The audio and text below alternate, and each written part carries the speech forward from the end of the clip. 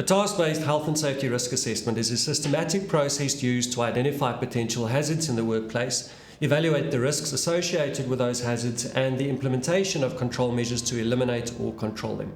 Often what would happen is that persons would start focusing on controlling tasks, thereby associating control measures to tasks and not necessarily associating control measures to the hazards that may be present in the task.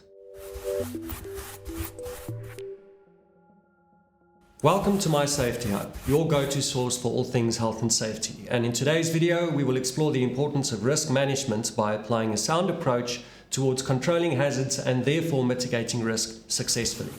A popular but mistaken approach to completing a task-based risk assessment is to have a said task with a list of hazards associated with the task, along with one risk associated with a hazard. Control measures will then be selected based on the task and will be done in line with the task at hand, and with the overall judgment made in terms of what may be perceived as necessary to make the work safe. Even though this method is simple to understand and may save a lot of time in getting the risk assessment completed, it lacks details and a clear evaluation of the identified hazards and risks towards an informed determination of what controls are to be selected and implemented. Let's now explore the correct way of implementing the assessment like the task-based risk assessments hosted in OSH Online, today's sponsor. OSH Online is a cloud-based health and safety management system and is available to all Safety Wallet subscribers, which together with dedicated Safety Wallet support will assist you to reach health and safety compliance as well as the day-to-day management of your health and safety in the workplace. OSH Online boasts with the following features: the PPP Health and Safety Management System, more than 3,000 editable risk assessments, automated safe operating procedures, a permit to work system, health and safety registers, health and safety appointment letters, 30 e-learning courses for all your employees, and health and safety inspections, to name just a few. To learn more about OSH Online, click on the link in the description below and get your cloud-based health and safety solution in place today. Let's begin with hazard identification and the definition or explanation of the hazard. Hazards can be identified in multiple ways, and although it's good to identify them, it's equally important to explain the danger associated with the hazard. As mentioned, often hazards would simply be listed on a risk assessment without any real definition or explanation associated to them. This brings about a lack of clarity to whoever is reading the risk assessment and will transfer to poor communication when the safe operating procedure of the task is carried over to the worker responsible for carrying out the task. Hazards in your risk assessment need to be explained. As an example, electrical hazard. Person exposed to coverless electrical breaker components of an electrical distribution board while accessing a distribution board or DB board. You will note that the explanation makes mention of the activity or task at hand and also details the danger in question without considering the risk. This is important to understand in the risk assessment and for the hazard itself, and it also points to possible corrective action to be taken if this hazard was to be present at the time of the task being performed. Next, we have to consider our risk statements. Risk statements have to be detailed enough to provide enough information as to all the possible consequences of exposure to the hazard, along with the unwanted events which may lead to the consequences themselves. Risk statements which only focuses on a single risk without detailing the unwanted events will again lead to poor safe operating procedure development and will thus leave the worker exposed to risk or poorly educated in terms of the dangers he or she is working with. An example of a well-defined risk description could be the following. Person makes contact with exposed live electrical wires of an electrical distribution board due to gaps in covers or no covers while accessing the DB board, causing an electrical shock, resulting in electrical trauma, first-degree burns, skin reddening or swelling, possible loss of consciousness, possible electrocution, or death.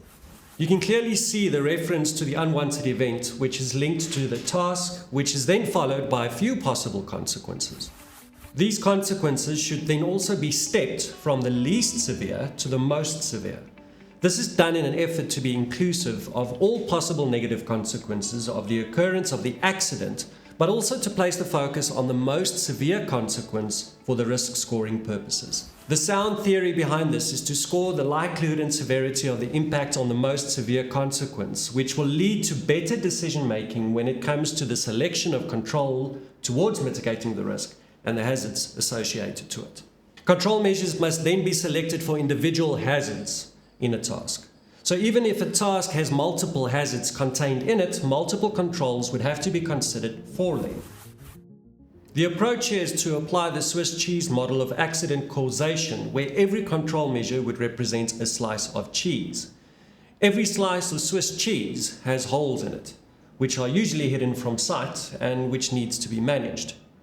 For this reason, we would want to have multiple layers of cheese or controls to be applied for every hazard, which should then be managed by persons who take ownership of the control measure and who then together try and ensure that the holes of the layers of cheese don't line up, causing an unwanted event or an accident.